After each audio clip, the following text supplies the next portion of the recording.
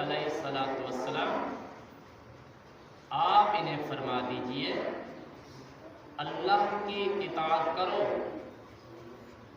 और रसूलुल्लाह सल्लल्लाहु अलैहि वसल्लम की इताअत करो। फ़इन तवल्लौ, अगर तुम इस बात से फिर जाते हो, इस बात से रूगर्दा हो जाते हो, तवज्जो नहीं करते हो, पीठ के पीछे इस हुक्म को रख देते हो, अहमियत नहीं देते हो, तो अल्लाह ताला फरमाता है इन्हें फरमा दीजिए कि फ़इन्नल्लाह ला युहिब्बुल काफ़िरीन, अल्लाह वहदहु ला शरीक के इनकार करने वालों को पसंद नहीं फरमाता। फिर वो खुदा के पसंदीदा लोग नहीं है। अब हमने जब सोचा कि जब अल्लाह वहदहु ला शरीक ने अपनी इताअत का जिक्र फरमाया, साथ ही अपने हबीब की इताअत का भी जिक्र फरमा दिया। जहां रब्बुल आलमीन अपनी इताअत का जिक्र फरमा रहा, वहां अपने हबीब अलैहिस्सलाम की इताअत का भी जिक्र फरमा रहा। जब हमने थोड़ा सा गहराई में हम गए, हमने देखा कि जितनी भी इबादत है वहां जहां भी खुदा ने अपना जिक्र फरमाया, साथ अपने हबीब का भी जिक्र फरमा दिया। हम आज़ान पढ़ते हैं, आज़ान में हमने देखा कि जहाँ अशहदु अन ला इलाहा इल्लल्लाह वहाँ अशहदु अन्ना मुहम्मदर रसूलुल्लाह भी है। हमने तकबीर में देखा जहाँ अल्लाह ने अपना जिक्र फरमाया वहाँ अपने हबीब का भी जिक्र फरमा दिया। हमने नमाज जब पढ़ी तो नमाज अधूरी हमारी रहेगी जब तक हम जिक्र मुस्तफ़ा नहीं करते। अस्सलामु अलैका अय्युहन नबिय्यु व रहमतुल्लाहि व बरकातुहू, या रसूल अल्लाह आप पर सलाम हो। यहाँ भी या रसूल अल्लाह आप पर सलाम हो। या रसूल अल्लाह के इनकार करने वालों के लिए बहुत बड़ा सबूत है कि यहाँ भी हम करते हैं अय्युहन नबिय्यु, या रसूल अल्लाह आप पर सलाम हो। अपनी नमाज में भी हम जहाँ खुदा का जिक्र करें वहाँ मुस्तफ़ा का भी जिक्र करें। ये बात हमारी समझ में उस वक्त आई जब हमने हदीस पाक पढ़ी, जब हमने तो उसमें लिखा हुआ क्या था कि इज़ा ज़ुकिरतु ज़ुकिरत मई, ऐ हबीब तुझसे मेरा वादा है जहाँ भी मेरा जिक्र होगा वहाँ तेरा भी जिक्र होगा। ये मेरा वादा है तेरे तुझसे कि जहाँ मेरा जिक्र होगा वहाँ तेरा भी जिक्र होगा। फिर इसके सबूत के लिए हमने ना इबादत को चेक किया, वहाँ जहाँ भी खुदा का जिक्र था वहाँ मुस्तफ़ा अलैहिस्सलातु वस्सलाम का जिक्र था।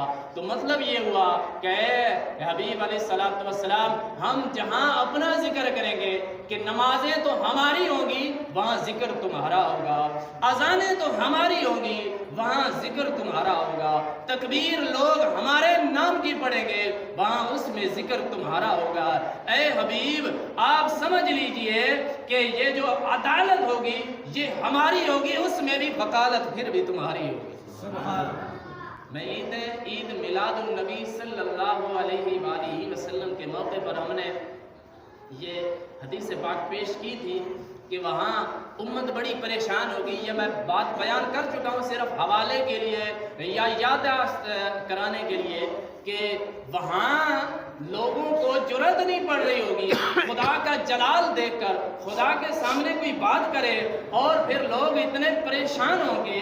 हर शख्स अपने पसीने में डूबा हुआ है और हर शख्स परेशान हाल है।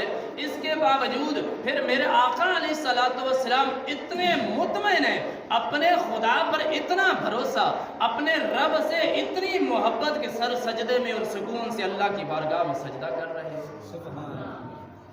और ये इशारा कर रहे हैं कि खुदा सजदों से राजी होता है और सजदे वही कामयाब है जो मोहब्बत मुस्तफ़ा में किए गए।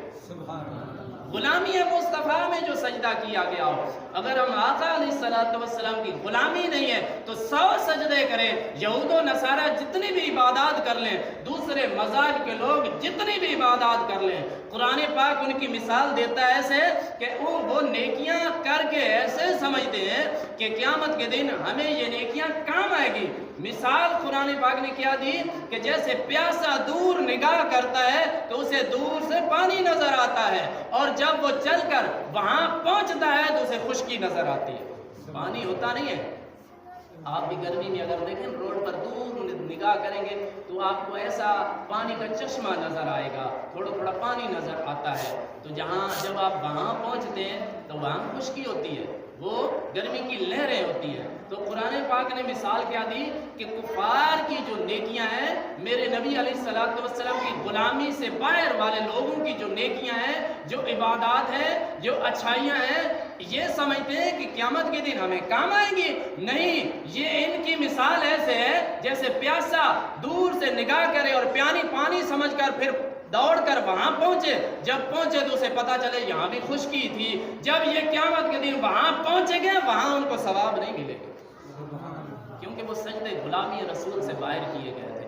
اور کیونکہ سب چیز، ہر جو چیز ہے وہ غلامی رسول میں ہی تو قبول ہے. اللہ وحدہ لا شریک نے کائنات سجائی میرے نبی علیہ الصلوۃ والسلام کے لیے اور فرمایا اے حبیب وہاں عدالت تو ہماری ہوگی لیکن وکالت پھر بھی آپ کی ہوگی. اور اے حبیب آپ کہیں گے جس کے لیے بھی یا رب العالمین اسے جنت عطا کر دے، اس کی بخشش فرما دے، یا رب العالمین اس کے گناہوں سے درگزر فرما لے. اے حبیب تجھ سے ہمارا وعدہ ہے کہ وَلَسَوْفَ يُعْطِيكَ رَبُّكَ فَتَرْضَىٰ. اے حبیب ہم تمہیں اتنا کچھ عطا کریں گے کہ تو راضی ہو جائے گا. آج تیری عطا ہم کرتے جائیں گے تجھے، اور تو جب تک راضی نہیں ہوتا ہماری عطائیں تم پر برستی رہیں گی. تو کیا فرمایا کہ حبیب عدالت تو ہماری ہے، وکالت پھر بھی آپ کی ہوگی. اے حبیب حوض کوثر ہمارا ہوگا لیکن وہاں مالکی آپ کی ہوگی. انما انا قاسم واللہ یعطی. میں، اللہ تعالیٰ فرماتا ہے میں عطا کرنے والا ہوں. میرے نبی علیہ الصلوۃ والسلام نے فرمایا میرا رب مجھے عطا کرنے والا ہے اور تقسیم کرنے والا میں ہوں. حوض کوثر تو میرے خدا کا ہوگا لیکن خدا نے وہ مجھے عطا کر دیا ہے. اب جسے چاہوں حوض کوثر عطا کروں گا، جسے چاہوں اس کے قریب بھی نہ آنے دوں گا. اور حدیث پاک یہی بھی میں نے روایت کی تھی کہ حضرت انس بن مالک رضی اللہ تعالی عنہ عرض کرتے ہیں یا رسول اللہ قیامت کے دن بہت گھبراہٹ کا دن ہوگا اور قیامت کے نفسا نفسی کا عالم ہوگا، ہر انسان پریشان ہوگا.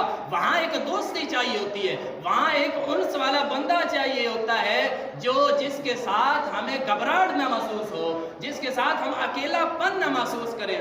یا رسول اللہ آپ کے بغیر ہمارا اکیلا پن کیسے ختم ہو سکتا ہے؟ ہم آپ کو کہاں تلاش کریں؟ آپ علیہ الصلوۃ والسلام نے فرمایا آپ مجھے حوض کوثر پر تلاش کریں، وہاں میں موجود ہوں گا، اپنے غلاموں کو حوض کوثر عطا کرتا رہوں گا. تو یعنی عطا تو خدا کی ہے بلکہ وہ عطائے خدا ہے. خدا نے عطا کی ہے، میرے مصطفیٰ نے وہ قبول کی. تو پھر بات ہی ختم ہو گئی. خدا کی عطا میں کسی کو کوئی اعتراض ہے؟ خدا جسے چاہے جتنا عطا کر دے. خدا کی عطا میں کسی کو اعتراض نہیں، اور بلکہ خدا تو فرماتا ہے اللہ یجتبی من رسلہ من یشاء.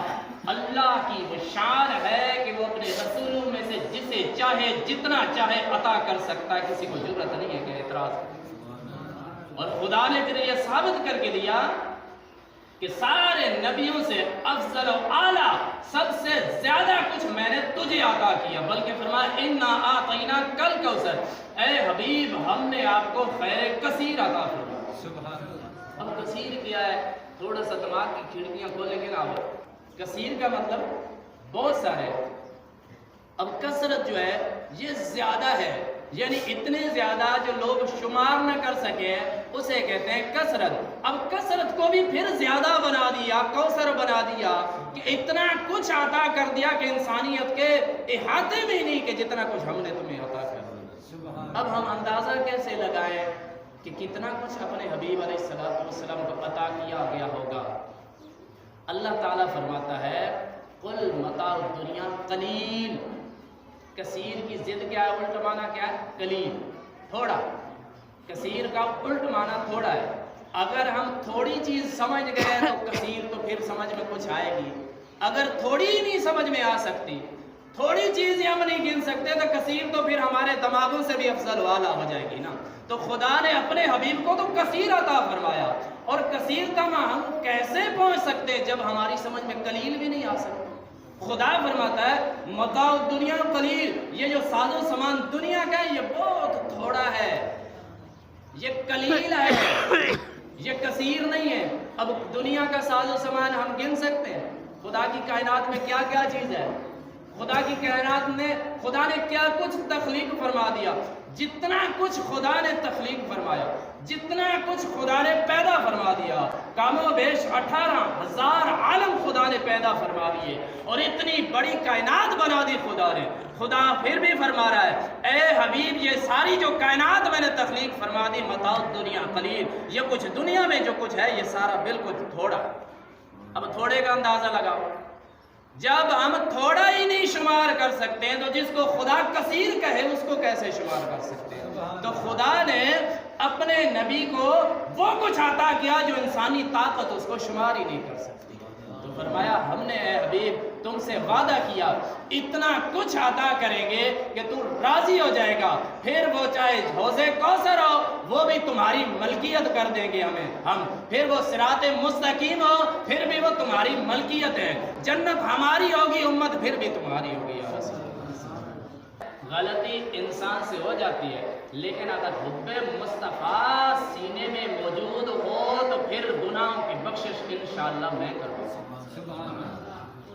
بلکہ قرآن پاک کی آیت کا ترجمہ ہے کہ اے حبیب جب لوگ اپنے جانوں پر ظلم کر لیں، گناہ کر لیں، پھر وہ چاہتے ہوں کہ ہم اپنے گناہوں کو بخشوا لیں، ہم اپنے گناہوں کی مغفرت کرا لیں، ہم اپنے آپ کو پاک و صاف کرا لیں، ایسے کرا لیں جیسے کہ ابھی ہم اب پیدا ہوئے ہیں، گناہ ہمارے ذمہ موجود ہی نہیں ہے، تو فرمایا وہ انہیں چاہیے کہ تیرے در پہ آ جائیں، تو ان کے لیے ہاتھ اٹھا دے، میں ان کو بخشش فرما دوں۔ جب ہم نے دیکھا کہ اللہ وحدہ لا شریک نے اپنا ذکر فرمایا، ساتھ میں اپنے حبیب علیہ السلام کا ذکر بھی فرمایا، اطیعوا اللہ و اطیعوا الرسول، اللہ کی اطاعت کرو اور رسول کی اطاعت کرو۔ یا رسول اللہ، یا الہ العالمین، کیا تیری اطاعت الگ ہے، رسول کی اطاعت الگ ہے؟ الگ الگ کیوں ذکر فرما دیا؟ اللہ تعالیٰ فرماتا ہے اے میرے حبیب کے امتیو، اللہ الگ ذکر فرمانے کا مقصد یہ تھا کہ جہاں بھی میرا ذکر ہوگا وہاں میرے حبیب کا ذکر ہوگا، ورنہ اگر بات سمجھو تو بات ایک ہی ہے کہ من یطع الرسول فقد اطاع اللہ، جس نے میرے رسول کی اطاعت کر لی ایسے سمجھ لے کہ اس نے خدا کی اطاعت کر لی۔ جس نے میرے رسول کی اطاعت کر لی پھر وہ اطاعت ایک ہی ہے، جس نے میرے رسول کی اطاعت کی ایسے سمجھے اس نے خدا کی اطاعت کر لی۔ اے حبیب ایسے سمجھ لو کہ جو شخص تیرا ہے وہ میرا ہے، جو تیرا نہیں وہ میرا بھی نہیں ہے، یعنی جس کے دل میں تیری محبت ہو، جس کے دل میں تیرا عشق ہو، تو اس سے لگن ہو، تیری غلامی کو وہ قبول کرے، ایسے سمجھ لے کہ میں نے خدا وحدہ لا شریک کی اطاعت کر لی۔ وہ اپنے نبی کی غلامی کو فخر سمجھو، ڈیزائن اور فیشن نہ سمجھو، اپنے نبی سے اتنی محبت کرو کہ جو حکم میرے نبی کا آ جائے، جو عمل میرے نبی علیہ السلام کا ہو، جو طریقہ کار میرے آقا علیہ السلام کو ہو، اس میں پھر آر اور شرم نہ کرو کہ ہم ایسا کریں گے لوگ ایسے کہیں گے، بلکہ اس میں فخر سے کہو کہ میرے نبی نے ایسا کیا تھا، ہم ایسا کر رہے ہیں۔ تو انشاءاللہ پھر ہمارے دیکھنا، تم آزما کے دیکھو، تجربہ کر کے دیکھو، خدا تمہیں اگر دنیا میں بھی عزت نہ عطا کرے اور آخرت میں بھی کامیابی نہ عطا کرے